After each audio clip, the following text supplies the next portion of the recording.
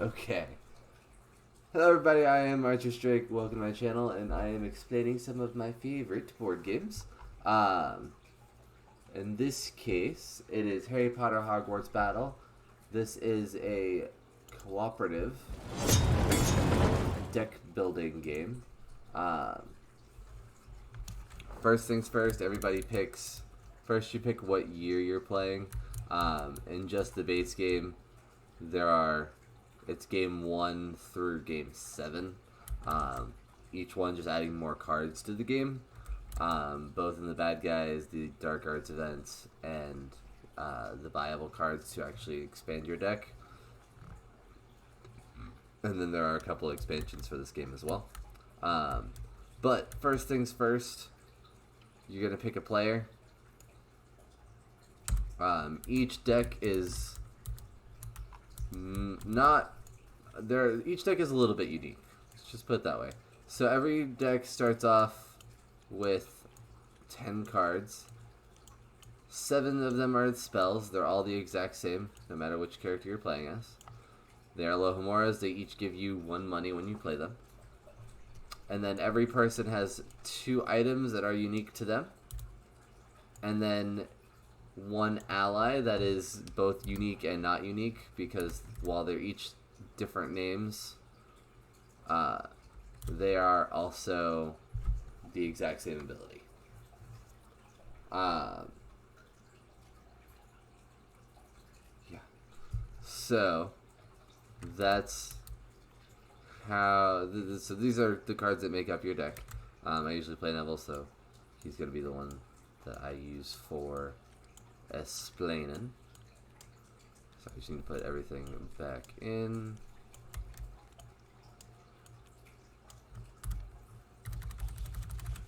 Okay, so you're gonna have 5 cards. Perfect.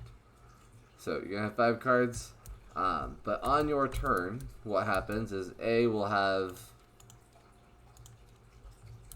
depending on what year you're doing, anywhere from 1 to 3 villains out.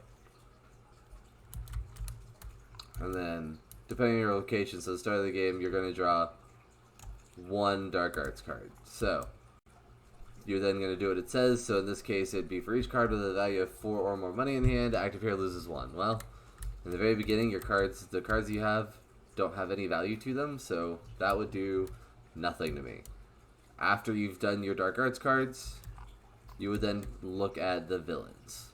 So, you do what they say. So, each time a specific Dark Arts card comes out, called MartrysDrake, or a new villain is revealed, everybody takes a point of damage, which is signified by just moving this heart down towards stun.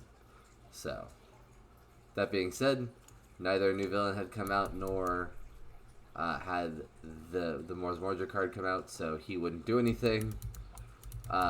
Lucius says each time a dark mark is added, that's these, anytime those get added to the location, heal all the villains the damage.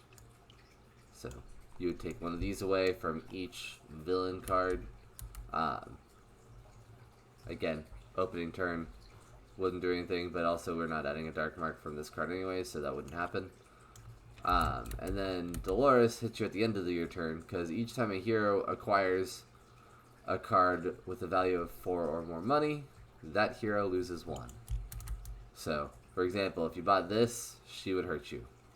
5, 6, 4. So most of these cards, she would hurt you. After you finish dealing with the villains, you then go your turn. So then you use your 5 cards. So, in this case, I would have 4 money. And then I would be able to choose whether or not to do damage or to heal somebody, and that would be based on just my own choice. This is cooperative, so it is in your best interest to keep people from getting stunned, but sometimes it's also better to do the damage. Sorry. So that 4 money I would then be able to use to buy as many cards as I wanted, but only up to 4 money. So this is a 3, so I could buy this, and then if there was something that only costs 1, I could do that, or I could just buy this card that costs 4. whichever I chose. In this case, I'd probably go with that. All of those cards then go into your discard pile. Because obviously, you've done what you can with them. Just because, oh no, he's just going to use that to hit somebody. Because I can either do that or I could have healed somebody for 2. So I choose to hit him. Once you have enough damage on them equal to their health, then you get the reward at the bottom. So 5, 6. It's also why Lucius can be so annoying. You add dark marks and then you start taking these away and you're like, oh, but they were 1 away from dead. Not anymore. So when this guy is defeated, everybody gains health, and then you also take away a dark mark from the location. Again, that's a good thing because dark marks on the location are bad.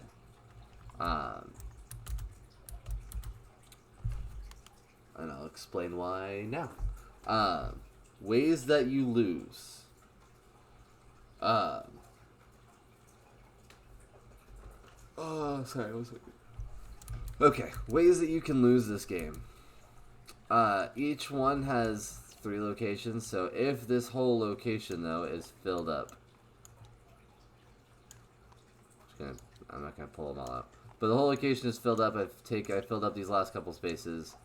Well, this now means if me or whoever's turn it is can't take this away, take at least one of these away before the end of the turn, then the group travels. I just want the dark marks real quick. If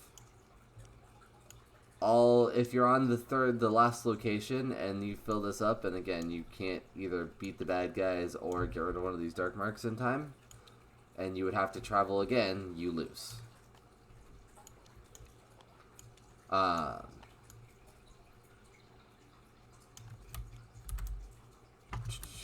Yeah, that's it. The way that you win is by beating all of the bad guys and Voldemort. So there are 9, 10, 11, 12. I think I did game 5, so 12 bad guys, including the year 5 Voldemort that you have to defeat. Not as many as something like Forbidden Desert. The biggest one really is it is just that. Other things do happen though to make this happen faster, because again these cards will add things. Getting stunned adds dark marks to the location, and again that if you start getting stunned every other turn, then you're traveling, and if you travel you lose. So yeah, on top of the fact that when you draw the second card, you usually are getting a second dark mark card, and that can be difficult because drawing too many of those cards can equal bad things happening.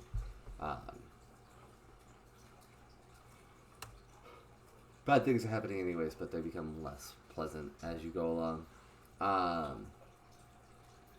Yeah.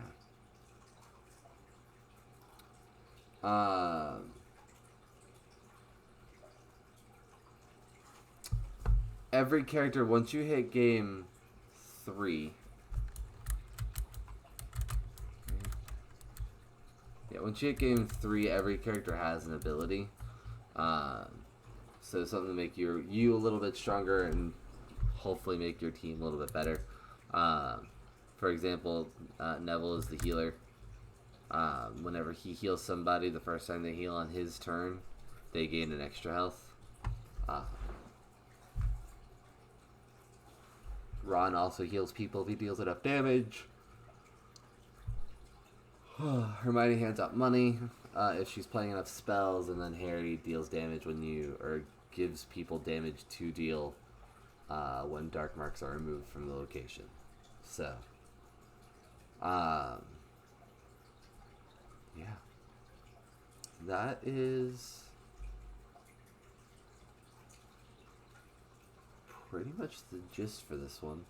Again, you win by beating up all the villains. You lose Mostly by traveling. I can't... At least when you're playing before year 7...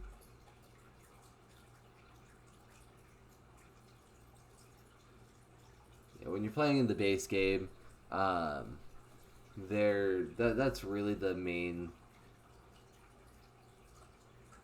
way to lose is just if you end up traveling too much. And there are things that will come up more often to make it so you travel more frequently, and you just have to try to not let that happen as much as you can.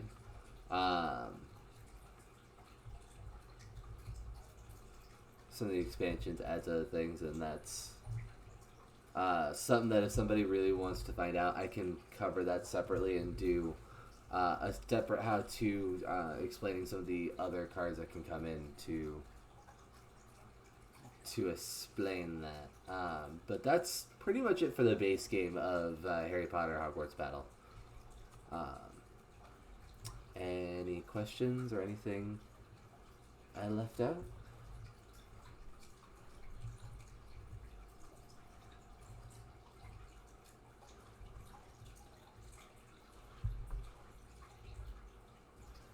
No? It's good. I don't think so either. See you. Yeah, that's Hogwarts Battle. What are we playing? Well, again, I'll see if